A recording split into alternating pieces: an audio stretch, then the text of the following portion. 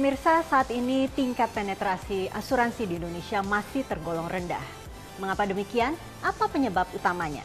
Bersama saya Chandra Dewi, Anda menyaksikan Cerdas 5 Menit. Dan kita akan menemui Bapak Mulyaman Hadad, Ketua Dewan Komisioner dari Otoritas Jasa Keuangan. Mari kita temui. Dan pemirsa, saat ini saya telah ditemani oleh Bapak Mulyaman Hadad di kantor OJK Otoritas Jasa Keuangan. Selamat pagi Pak Mulyaman. Selamat pagi.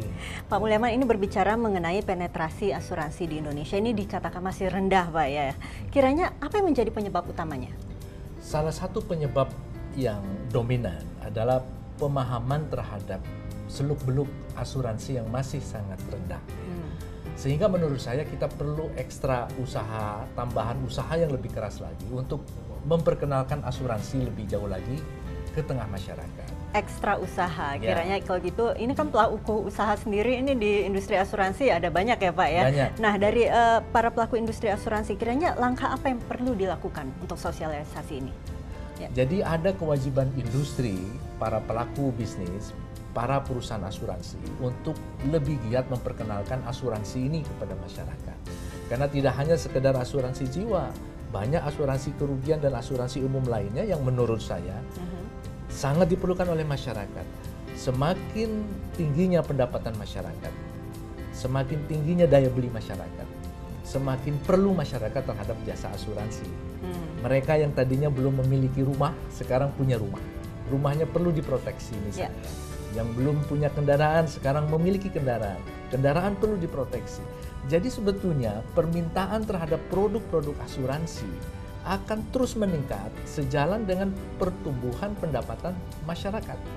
Nah, oleh karena itu ini perlu diantisipasi oleh perusahaan asuransi karena ini satu kesempatan besar.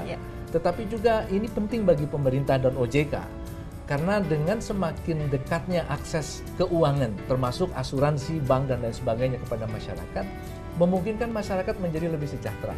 Kalau begitu kiranya apa dong langkah-langkah dari OJK Pak untuk mendorong penetrasi asuransi ini? Kita bekerja sama dengan perusahaan-perusahaan asuransi untuk melakukan program pendidikan, pelatihan.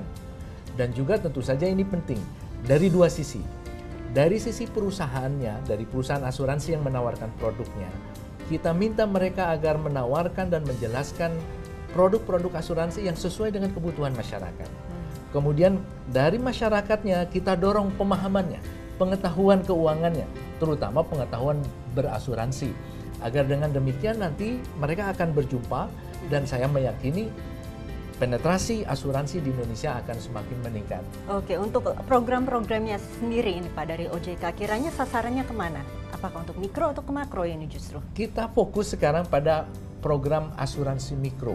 Asuransi dengan harga yang terjangkau, asuransi yang dibutuhkan oleh masyarakat, apakah asuransi jiwa, asuransi kesehatan, dan lain sebagainya yang saya kira masyarakat bisa membelinya dengan harga yang terjangkau.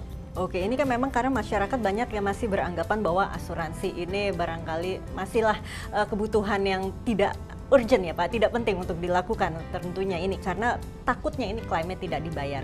Nah sebetulnya kiranya langkah ke depan dari OJK maupun pelaku industri asuransi yang paling tepat sasaran sehingga masyarakat betul-betul memahami asuransi yang sebenarnya seperti apa? Ya, memang ada keperluan untuk menjaga nama baik perusahaan asuransi dan OJK harus mengawasi perusahaan asuransi ini secara baik.